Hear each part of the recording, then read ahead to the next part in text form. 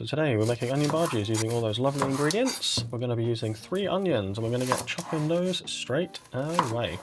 We're also going to be doing some mass measurements so we can see what uses more oil. Would there be more oil in a fried onion bhaji or an onion bhaji that has been baked? So yeah, the key thing really is getting our slices not too thin, not too thick, but probably slightly on the thinner side. Yeah, then we've got a diced potato in there as well, and we are going to be mixing that with some salt and leaving it for 20 minutes. So this is to draw out moisture, making the batter not too thick when we get onto that later in the video.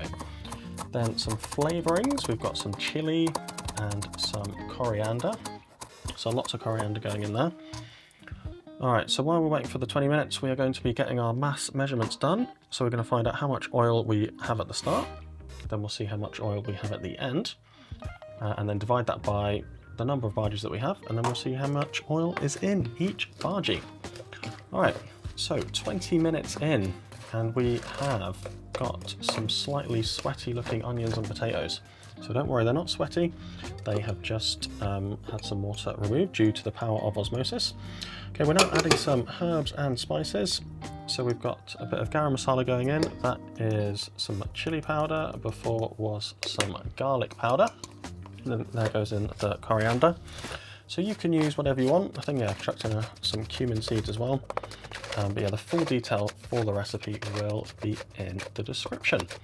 So getting that all mixed up, and now we are on to adding the flour. So yeah, we're going a little bit at a time, so about 2 tablespoons at a time. Then giving it a mix. And yeah, this really is the critical stage because you don't want it to be too thick, you don't want it to be too thin. So we can see as we move through the video that the mixture sort of is able to hold itself a little bit more. So you kind of want to be able to see everything is coated. It's like a very pale brown sort of colour. So you want everything coated with the batter, and you want it to be able to hold itself. So adding a bit more gram flour, so we can see that the gram flour is not disappearing as quickly this time, so it is getting there. It also gets harder to mix as it gets thicker.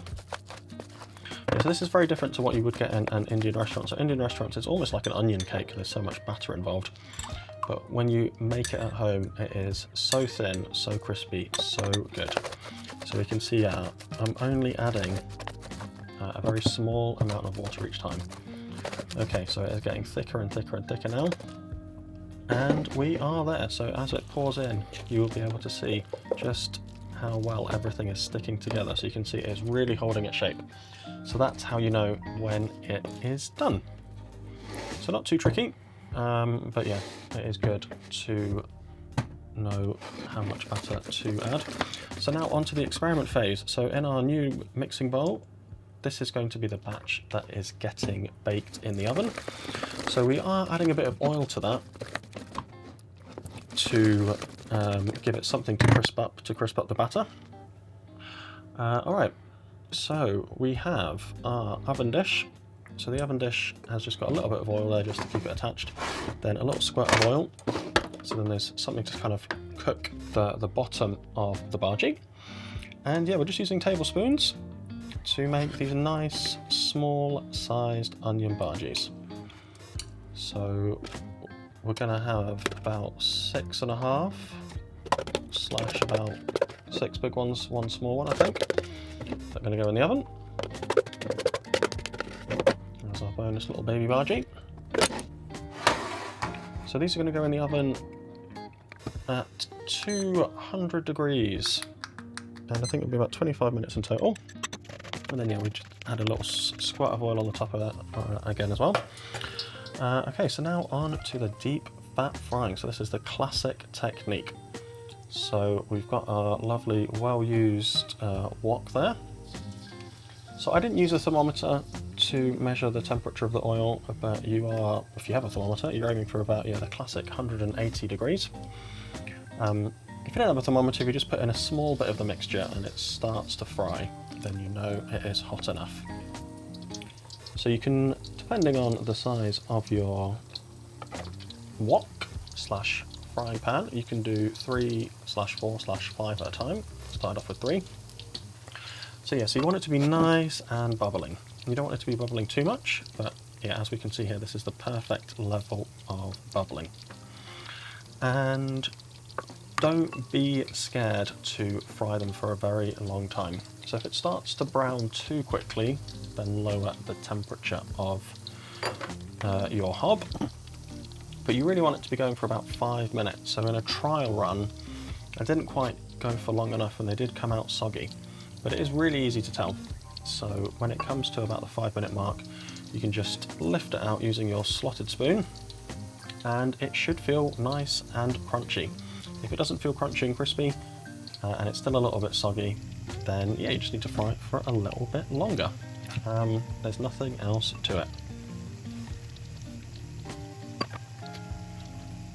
So we can see they are starting to darken, which is just what you want.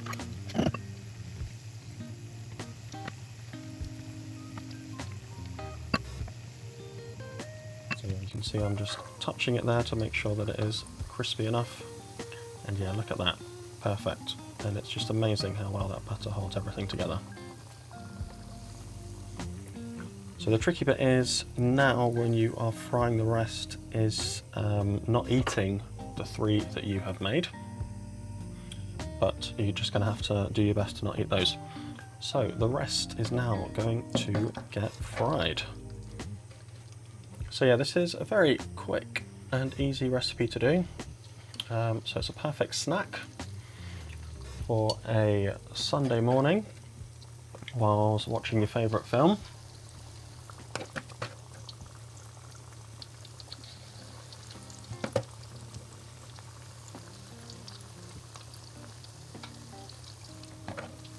So I managed to get 4 in the pan this time, and yeah, 13 minutes in real time.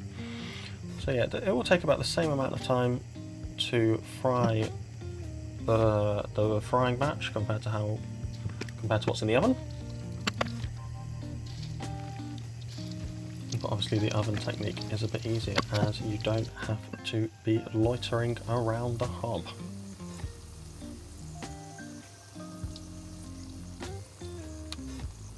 Okay, so out come the next batch and we can see they're that lovely golden brown colour. So it's always good if there's a little bit of onion that makes a bid for freedom to just get that out, because yeah, that will just keep cooking, which you ideally don't want. So now you're getting our last bit of the mixture in. And yeah, getting that frying. So yeah, adding onion, I really do like the addition of, not onion, I mean that's the main thing, of potato. That adds just a nice little element. Okay, so we have our oven batch out, and yeah, I think the temperature was a little bit high, but I didn't have the strength to do it again under recording conditions. But yeah, we'll get to the taste test in a bit, but don't worry, they are still very good. Okay, there we go, yeah, just touching them to make sure they feel nice and crispy. Getting that onto a bit of kitchen roll. Yeah, we saw the timer in the background there, so we're up to about 30 minutes of frying. Okay, so here we go, we've got our slightly different bhajis. And now on to the taste test.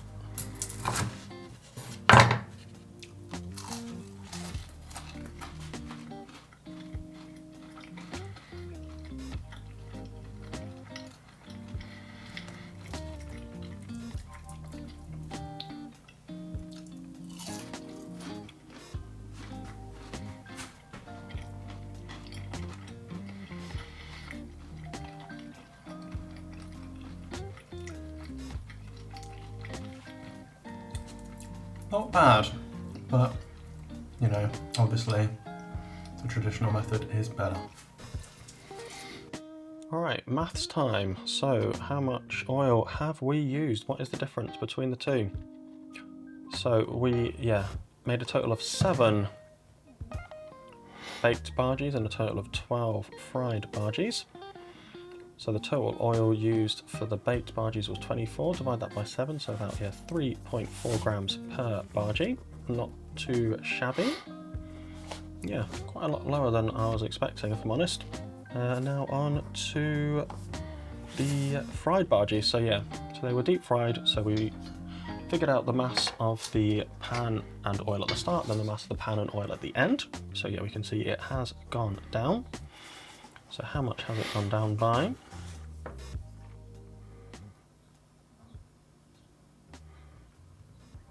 So 68 grams of fat was used in total. So 5.6 grams per bhaji. So a difference of 2.3 grams, which really isn't that much. I was honestly so surprised. I was really expecting the fried bhajis to contain so much more oil. But yeah, there we go. So I really hope you enjoyed that and found out something interesting. So yeah, please do like and subscribe, and yeah, check out some other videos.